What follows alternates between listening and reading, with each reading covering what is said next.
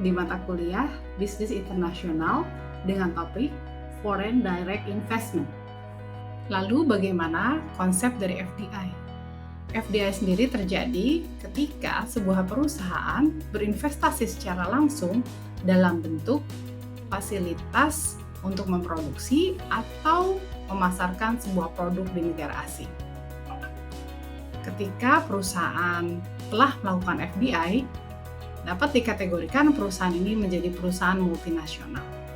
Sebagai contoh, Walmart pada tahun 1990 memasuki pasar Meksiko untuk pertama kalinya.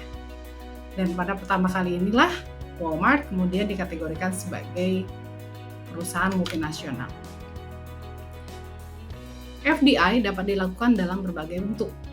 Yang pertama adalah dalam bentuk Greenfield Investment. Perusahaan dapat melakukan strategi ini dengan cara beroperasi secara penuh di negara asing. Dilakukan secara menyeluruh dan dimulai dari nol. Yang kedua, bentuk FDI dilakukan dengan cara akuisisi atau merger. Bentuk ini dapat dipilih oleh perusahaan untuk memasuki pasar asing dengan cara bekerja sama dengan perusahaan lain yang sudah ada di negara tersebut, dengan cara melakukan akuisisi atau merger. Aliran FDI berarti berapa jumlah dari FDI yang berlangsung dalam sebuah negara dalam periode tertentu. Kita bisa mengkategorikannya menjadi FDI outflow dan FDI inflow. Outflow berarti keluar dari negara tersebut dan inflow berarti masuk ke dalam negara tersebut.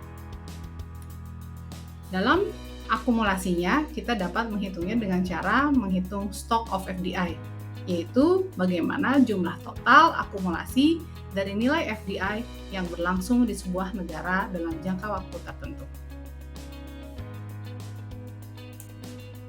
Mayoritas cross-border investment yang dilakukan oleh perusahaan asing ke host country dilakukan dengan cara merger dan akuisisi dibandingkan greenfield strategy. Mengapa demikian? Pertama, dengan merger dan akuisisi, operasi bisnis akan lebih mudah dilakukan. Investasi dengan cara greenfield membutuhkan waktu yang lebih lama dengan riset dan modal yang lebih mahal, serta risiko yang lebih tinggi dibandingkan merger dan akuisisi.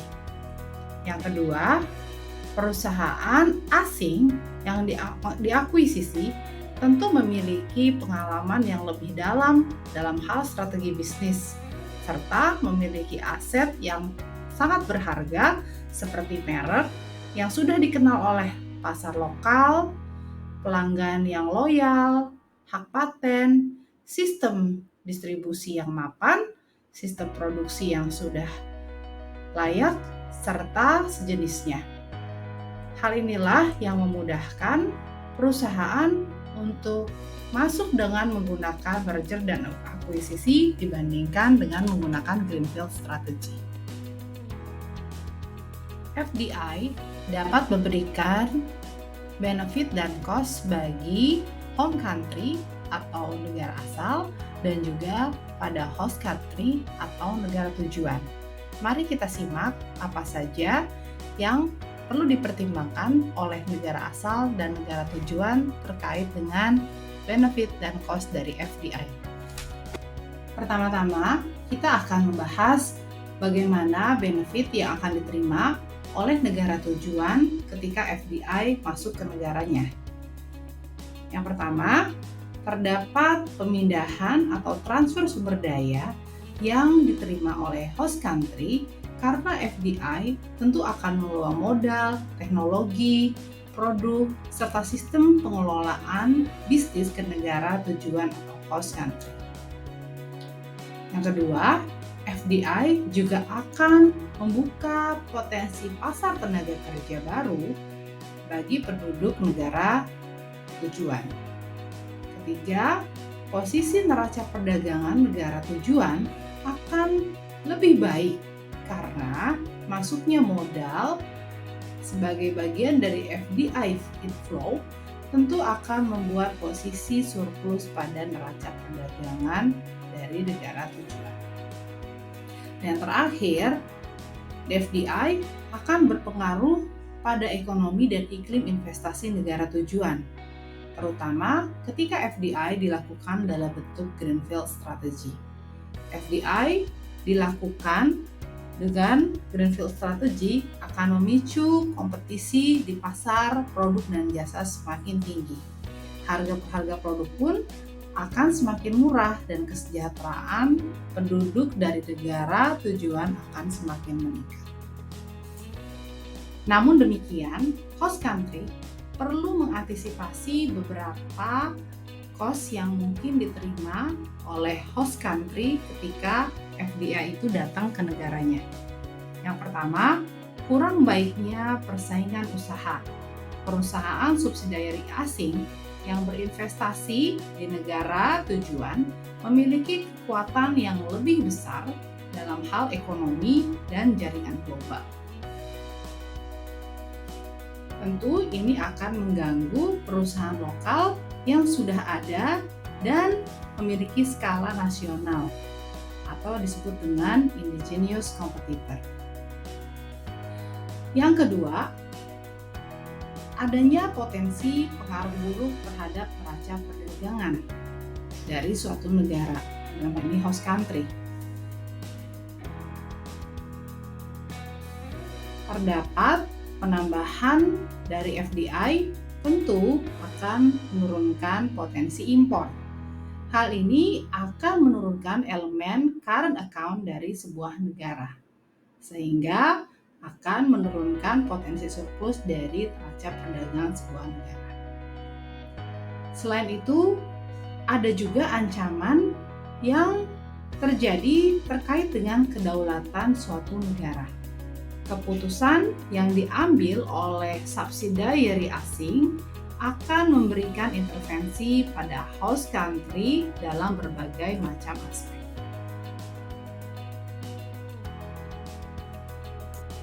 Setelah kita menyimak apa saja benefit dan cost yang dirasakan oleh host country, mari kita mengetahui apa-apa saja benefit cost yang berpotensi untuk dirasakan oleh home country ketika FDI diimplementasikan.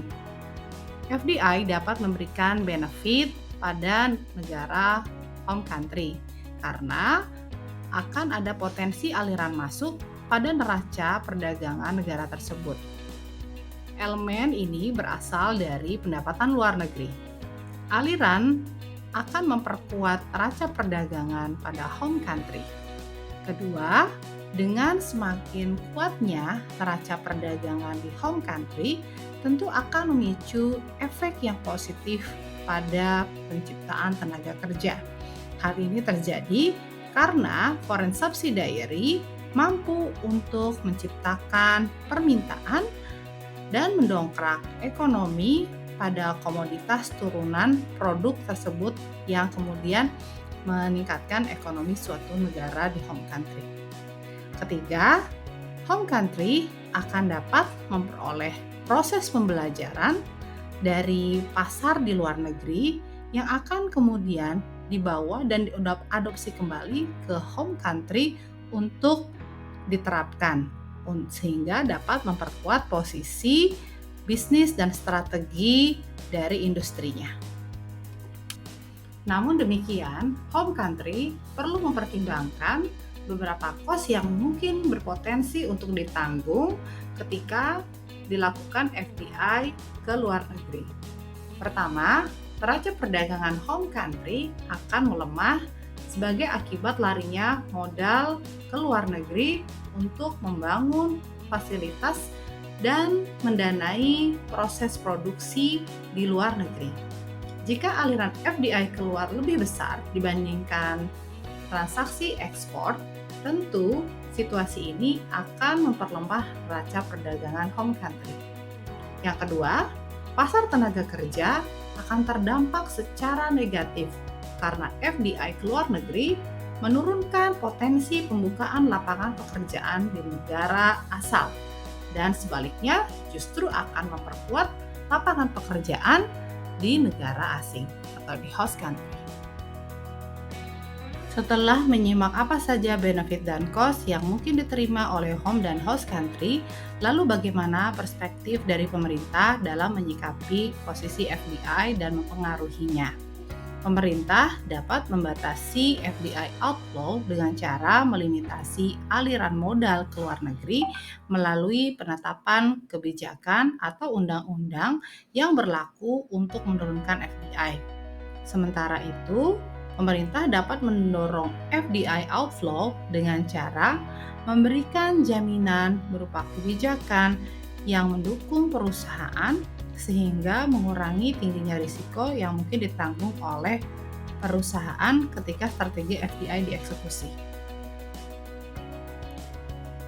Sementara itu, pemerintah juga dapat membatasi FDI inflow dengan cara mewajibkan prasyarat kepemilikan dan performa minimal yang tercapai oleh perusahaan asing yang akan masuk ke suatu negara. Dan terakhir, pemerintah dapat mendukung FDI inflow dengan cara memberikan insentif atas pemindahan sumber daya dan peningkatan tenaga kerja sebagai efek dari FDI inflow serta mengintervensi larinya FDI ke negara tujuan yang potensial. Lalu bagaimana perspektif FDI dari kacamata manajer? Berdasarkan trade theory, manajer perlu mempertimbangkan hubungan antara FDI dan kebijakan pemerintah. Berdasarkan John Dunning, destinasi FDI dapat dipilih atas dasar keunggulan lokasi spesifik dari sebuah negara. Namun teori ini tidak menjelaskan mengapa FDI lebih dipilih dibandingkan ekspor maupun licensing. Sehingga manajer perlu mempertimbangkan teori lain, yaitu teori internationalization. Manajer juga perlu mempertimbangkan sikap pemerintah di negara tujuan. Penting untuk dapat dipertimbangkan dalam pengambilan keputusan di mana lokasi pembangunan fasilitas produksi yang akan dibangun di negara tujuan. Demikianlah pembahasan mengenai topik international business, lebih spesifik pada pembahasan FDI. Terima kasih sudah menyimak, semoga bermanfaat dan sampai jumpa pada video pembelajaran berikutnya. Wassalamualaikum warahmatullahi wabarakatuh.